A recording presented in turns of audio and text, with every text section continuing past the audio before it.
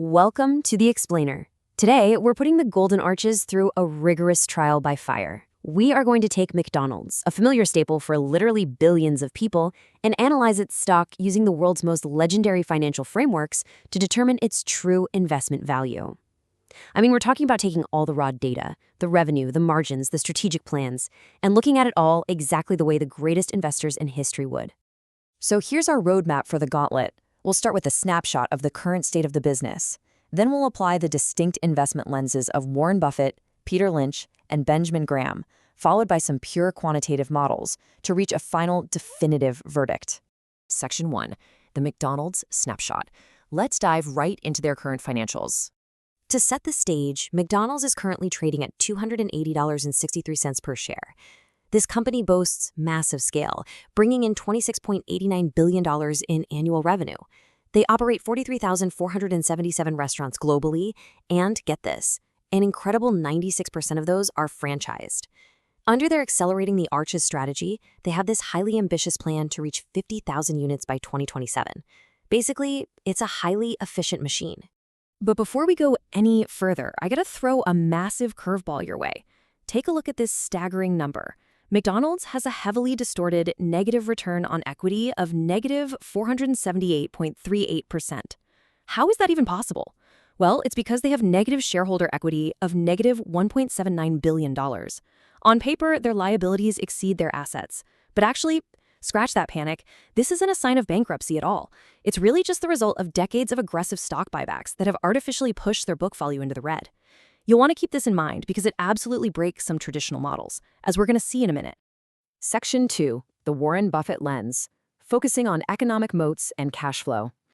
Looking at Buffett's qualitative checklist, McDonald's passes with flying colors. Buffett always looks for an economic moat, right? And McDonald's has unmatched brand recognition and prime real estate.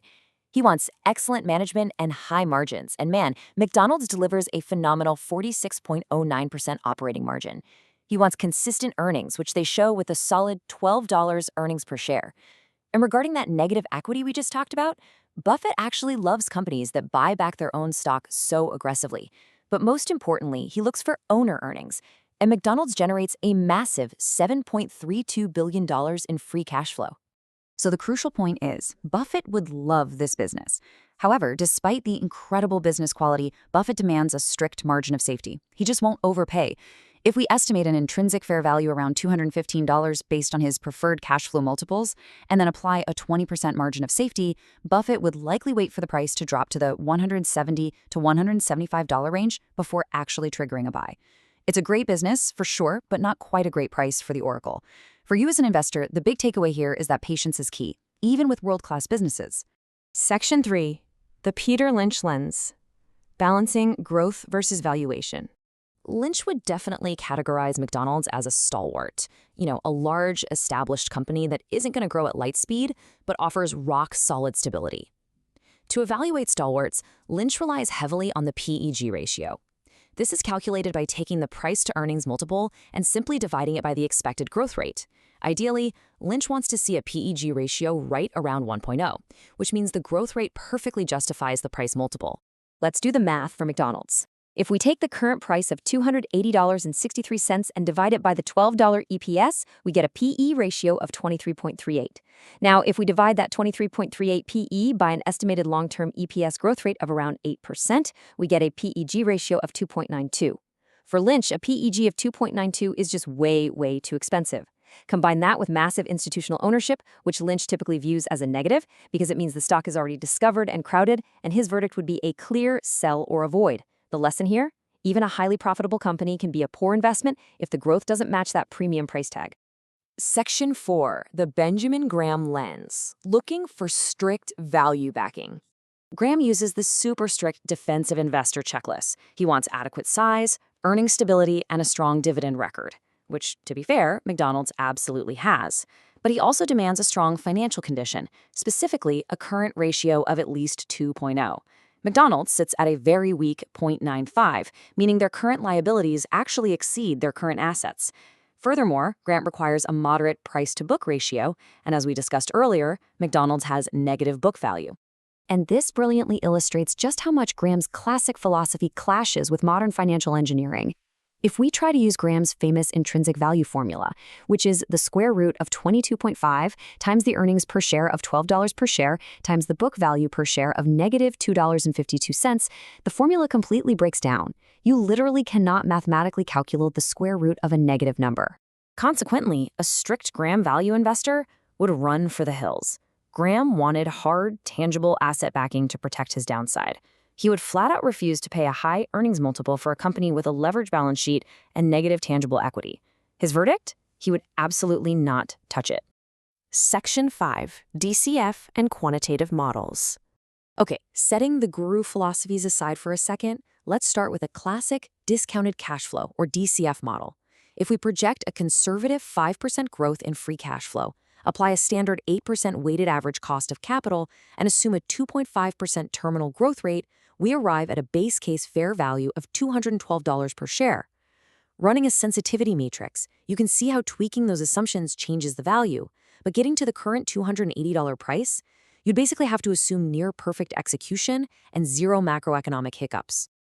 Let's cross-reference that by applying two additional models.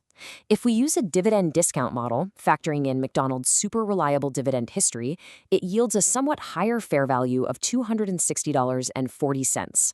Alternatively, if we look at comparable company analysis and assign McDonald's a standard mature restaurant PE multiple of 20x against its $12.00 EPS, we get a fair value of $240. Section 6. Synthesis and Final Verdict. When we lay all these valuations out side by side, a pretty clear picture starts to emerge. The current trading price of $280.63 sits noticeably higher than every single fair value generated by our quantitative models, the DDM, the comps, and the DCF. It's also vastly higher than the $175 margin of safety buy trigger that a value investor like Warren Buffett would demand. We really have to weigh the incredible strengths against the real risks here.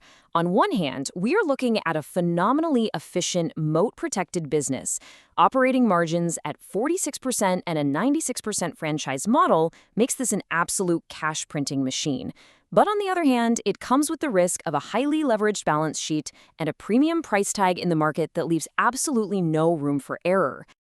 Therefore, synthesizing all the models from Buffett's cash flow love to Lynch's growth skepticism, our final verdict from this explainer gauntlet is a hold. We have to acknowledge McDonald's as an incredibly great asset, maybe even one of the best consumer platforms in the world. But it simply lacks a margin of safety right now. It's priced for perfection. Which leaves us with the ultimate investor question for you to ponder. Do you pay up for unparalleled quality today, accepting that you are paying a huge premium, or do you have the discipline of Graham and Buffett to wait for the market to inevitably offer you a discount? Thank you so much for joining us on this explainer, and we'll see you next time.